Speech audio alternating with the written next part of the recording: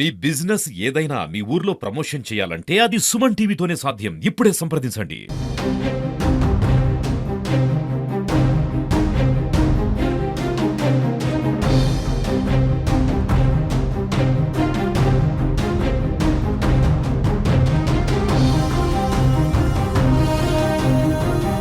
నమస్తే, welcome to Suman TV. నేను మీ journalist Nagateja.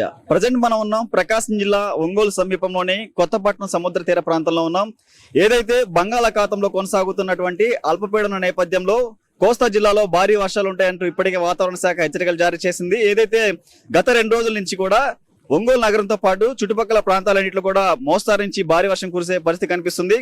ఏదైతే అల్పపీడన నేపథ్యంలో కొత్తపట్నం సముద్ర తీరంలో పరిస్థితులు ఎలా ఉన్నాయనే అంశంపై కూడా తెలుసుకునేందుకు సుమన్ టీవీ ఒంగోలు బృందం ప్రజెంట్ అయితే కొత్తపట్నం సముద్ర తీర ప్రాంతం వద్ద ఉంది. ఒకసారి మనం విజువల్స్ చూద్దాం. సముద్రం పోటు ఏ విధంగా ఉందో ఒకసారి మనం విజువల్స్ చూడవచ్చు.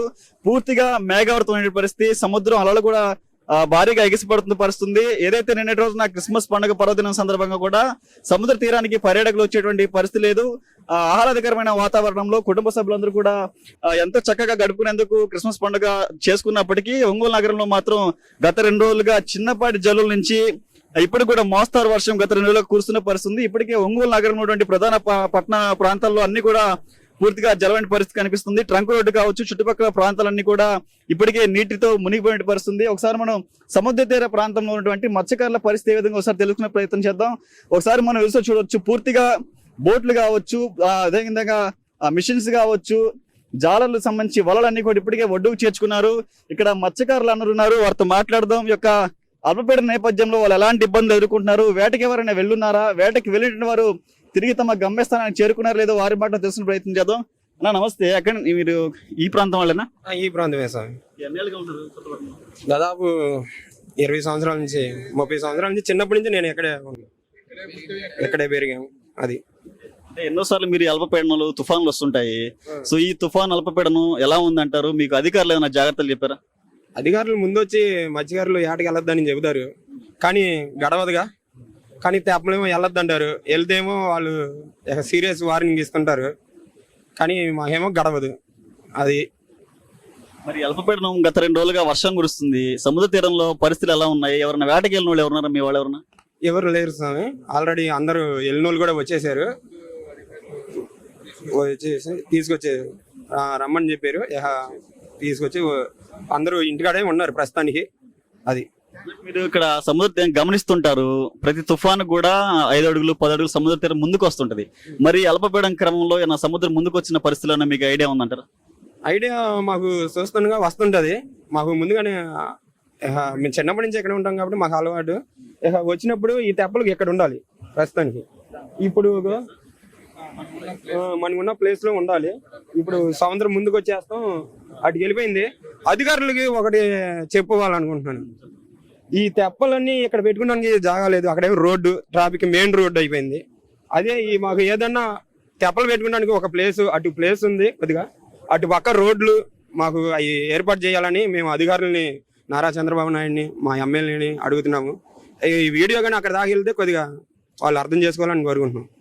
ఇప్పుడు ఈ అల్పపీడన క్రమంలో భారీ వర్షం కురుస్తుంది. మీరేమో పక్క పడవల్ని వాటిని జాగ్రత్త చేసుకునే క్రమంలో ఇక్కడే నిలబడి వాటిని కనిపెట్టుకుని ఉంటున్నారు. సో వాటికి సంబంధించి ఎలాంటి జాగ్రత్తలు తీసుకుంటున్నారు? పడవలు ముందుకు పెట్టుకున్నారు, ఇంకా మిషనరీ కావచ్చు, ఈ జాలర్లు వలర్ల సంగతి ఎట్లా ఉన్నాయి, ఎలా కేర్ చేసుకుంటున్నారు? ముందుకు వచ్చినప్పుడు మేము అందరం మా తెప్పలో మాకు సాములు ఉంటారు, అందరూ ఉంటారు కాబట్టి వాళ్ళని సాయంతో రోడ్డు అవతల పెట్టుకుంటాం. వలలు అయితే తెప్పలు అయితే రోడ్డు అంచుకి పంపిస్తాము. ఈ 2-3 రోజులు ట్రాఫిక్ కొద్దిగా ఆగిద్ది, కానీ ఇబ్బందే. బండ్లు వెళ్ళే వాళ్ళకి వచ్చే వాళ్ళకి. అది తుఫాన్లు వస్తే జాలర్లకు సంబంధించి మీకు వేటకి వృత్తుండదు కాబట్టి ఉపాధి పరంగా గవర్నమెంట్ ఆర్థిక సాయం చేస్తుంటది. అది ఏమైనా వచ్చిందా? గత ప్రభుత్వం నుంచి వస్తుంది, మరి ప్రభుత్వంలో రావాలని కోరుకుంటున్నారా? పోయిన జగన్ స్వామి ఉన్నప్పుడు వచ్చింది, 4 సంవత్సరాలు ఇచ్చారు. పోయిన ఎలక్షన్ మూమెంట్లో ఇస్తారా అని అన్నారు, కానీ ఆ ప్రభుత్వం ఇయ్యలేదు, ఈ ప్రభుత్వం కూడా ఇయ్యలేదు. ఇంకా ఆర్థిక సాయం చేయాలని మేము కోరుకుంటున్నాం. అయ్యేది ఇంకా పడలేదు. ఏదో జనవరి అంటున్నారు, ఫిబ్రవరి అంటున్నారు. మొత్తానికి ఎప్పుడు వస్తాయో కుదరదు, మనకి తెలియదు. కాబట్టి ఇంకా వాళ్ళు అధికారులు ఆలోచించి, మేము మత్స్యకారులు ఏటకి వెళ్తలేదు కాబట్టి మాకు ఆర్థిక పరిస్థితులు కూడా చాలా బాహిల్ చేసి ఉన్నాం కాబట్టి తినడానికి కూడా గడవట్లేదు. పొదుపులు అంటారా అవి ఏం నడవట్లేదు. కాబట్టి వాళ్ళు కొద్దిగా అర్థం చేసుకొని తినడానికన్నా కొద్దిగా ఆరోగ్యానికి ఆహారం మత్స్యకారులు ముందు ముఖ్యంగా పోయిన సంవత్సరం పడాల్సిన మత్స్యకారులు డబ్బులు ఇంకా పడలేదు. వాళ్ళు అధికారులు ఆలోచించి వాళ్ళు మా దయ్యతో మా మత్స్యకారులను చూసి ఆలోచించి ఆ డబ్బులు పడాలని కోరుకుంటున్నాం. ఈ 2 రోజుల పాటు మీకు వర్షం గడిస్తే వేటకు కూడా వెళ్ళారు, ఎల్లుండి కూడా తిరిగి వెళ్ళకి చేరుకుంటారు. ఇంట్లో సంబంధించి ఇప్పటికిప్పుడు అంటే గవర్నమెంట్ డబ్బులు ఇచ్చే పరిస్థితి, అధికారులు పట్టించుకునే పరిస్థితి లేదు. సో ఈ సమయంలో మీరు ఎలా గడుపుతారు? ఇంకేం చేస్తాము, దానికి సమాధానం అంటే అడుక్కుంటామే. ఉన్న దాంట్లో సర్దుకుంటా ఇప్పుడు 4 ఇడ్లీ తినాల్సిన 2 ఇడ్లీ తింటాం. ఇడ్లీ కాదులే, అట్లా చెబుతున్నా. ఇడ్లీ ఉన్న దాంట్లో సర్దుకుపోతాం. అది మేము నైట్ 2-3 గంటల దాకా మేము నిద్రపోము. ఎందుకంటే తుఫాన్ అని మాకు చెప్పినాక సముద్రం ఏ కాడికి ముందుకు వస్తుందో తెప్పలన్నీ గల్లంతలు అవుతాయి, వలలు కూడా లోనికి వెళ్ళే అవకాశాలు ఉంటాయి. మేము చూసుకొని దాన్ని కాచి పెట్టుకుంటా ఉంటా, తగ్గినప్పుడు వెళ్తా ఉంటాం. మళ్ళీ ఇంటికి వెళ్ళినా గంటకి వచ్చి చూస్తా ఉంటాం. మెరైన్ పోలీసులు ఉంటారు. సో కోస్టల్ సెక్యూరిటీ మీకు ఎలాంటి జాగ్రత్తలు చెప్తుంది? పబ్లిక్ కి ఒకవేళ వాళ్ళు ఉన్నా లేకపోయినా వచ్చే పబ్లిక్ మీరు ఎలాంటి జాగ్రత్తలు చెప్తున్నారు? మేమైతే వచ్చిన పబ్లిక్ చెబుతుంటాం, కొద్దిగా లోనికి వెళ్ళొద్దు, ధరణి ములగండి, లేకపోతే ఇబ్బంది పడతారు. చాలా మంది సంవత్సరం అయిపోయి ఉంటారు, చనిపోతా. మేము ముందుగానే చెబుతుంటాము, వాళ్ళు చెబుతుంటారు జాగ్రత్తలు. వాళ్ళు ఎనీ టైం కాసుకొని ఉండుంటారు. వాళ్ళకి వాళ్ళు కూడా తగిన జాగ్రత్తలు చెబుతుంటారు. మీరు చెప్పండి, తుఫాను ప్రభావం ఎలా ఉందంటారు? తుఫాను ప్రభావం బాగా భయంకరంగా ఉంది. ఆర్థికంగా మటుకి చాలా ఇబ్బంది పడుతున్నాం ఈ తుఫానుల వల్ల. కొద్దిగా గవర్నమెంట్ ఏమన్నా సాయం చేస్తే అది కనీసం మొన్న 22వ తేదీ నుంచి పెట్టాము. నెలకు 3 తుఫాన్లు వస్తున్నాయి. అధికారులు వస్తున్నారు, తెప్పలు వెళ్ళొద్దు అంటున్నారు. కానీ మాకు చాలా ఇబ్బందిగా ఉంటుంది అప్పుడు ఆపినప్పుడల్లా. మేమేంటంటే మేము బయటకు వెళ్ళి పనులు చేసుకునే చేత కాదు, ఓన్లీ గంగమ్మ తల్లిని నమ్ముకున్నాం. గంగమ్మ తల్లి వెళ్ళి ఏదో 4 చేపలు తెచ్చుకొని తినాలి. అది ఇది గంగపుత్రులు చెప్తున్నటువంటి మాట ఏంటంటే, ఏ తుఫాన్ వచ్చినప్పటికీ కూడా తమకు ఇదే పరిస్థితులు అయితే నెలకొంటుంటాయి. ఒకసారి మనం విజువల్స్ లో చూద్దాం, కొట్టపట్నం తీర ప్రాంతంలో విజువల్స్ చూద్దాము. ఏదైతే వాళ్ళందరూ చెప్తున్నారు, వీరంతా కూడా మత్స్యకారులు. వారు మాట్లాడే మాటలు ఏంటంటే, తమకి తుఫాను ఎప్పుడు వచ్చినా ఎలా వచ్చినా సరే తమ పడవలను జాగ్రత్త చేసుకునేందుకు ఒకప్పుడు ఒకానొక టైంలో ఇక్కడ ఉండేదని చెప్తున్నారు. ఇప్పుడు ఈ ప్రాంతం నుంచి కూడా గతంలో ఇక్కడ పడవలు పెట్టుకొని ఇక్కడ కేర్ చేసుకునే వాళ్ళం. కానీ ఇక్కడ ప్లేస్ లేకపోవడంతో ఇక్కడున్న పడవలను ఇక్కడి నుంచి ఇంకొంచెం ముందుకు తీసుకెళ్తున్నాము. ఆ పై ప్రాంతంలో రోడ్డు ఉంది. ఆ రోడ్డు మార్గానే సందర్శకులు కావచ్చు, ఎవరైనా సరే వస్తారు. ఆ ప్రాంతం ఈ ప్రాంతానికి మధ్య సముద్రం పోటు ఎక్కువైనప్పుడు అక్కడే ఏదైతే ఉన్నటువంటి పడవలను కూడా కేర్ చేసుకునే పరిస్థితి లేదు. తమ వద్దున్నటువంటి వలలు కావచ్చు అవన్నీ కూడా కొట్టుకెళ్లే పరిస్థితి ఉంది.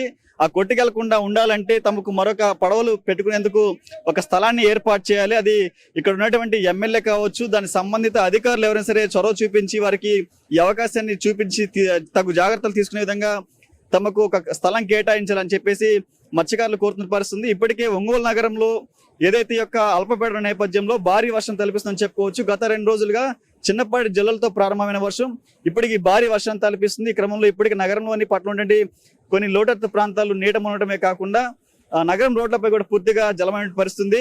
అదేవిధంగా ఒకసారి సముద్రం పోటు మనం గమనించే ప్రయత్నం చేద్దాం. పూర్తిగా ఏదైతే ఇక్కడి వరకు ఎప్పుడు కూడా అలా వచ్చే పరిస్థితి అని చెప్పేసి ఇటు జాలర్లు చెప్తున్నారు.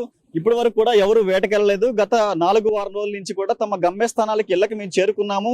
వేటకి వెళ్ళిన వారందరూ కూడా అధికారులు చెప్పినటువంటి చర్యల్లో భాగంగానే తమ గమ్యస్థానాలు చేరుకున్నాము. ఈ యొక్క అల్పపీడన నేపథ్యంలో తమ వృత్తికి సంబంధించి వేటకి వెళ్ళట్లేదు కాబట్టి ఇటు తిండికి ఆహారానికి కాస్త ఇబ్బందులు ఎదుర్కొంటున్నాము. కాబట్టి ఎవరైనా సరే అధికారులు కావచ్చు, రాజకీయ నాయకులు కూడా చొరవ చూపించి తమ వైపు చూడాలంటూ కూడా ఓవైపు మత్స్యకారులు కోరుతున్న పరిస్థితుంది.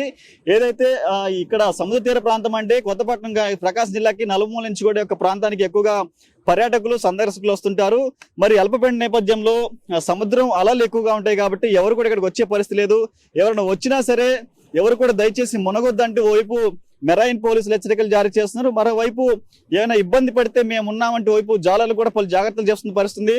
ఒకసారి మనం విజువల్స్ లో చూడవచ్చు, సముద్ర తీర ప్రాంతం అంతా కూడా పూర్తిగా నిర్మానుష్యంగా ఉంది. ఎవరు పర్యాటకులు వచ్చే పరిస్థితి లేదు, ఎవరు సందర్శకులు వచ్చే పరిస్థితి లేదు.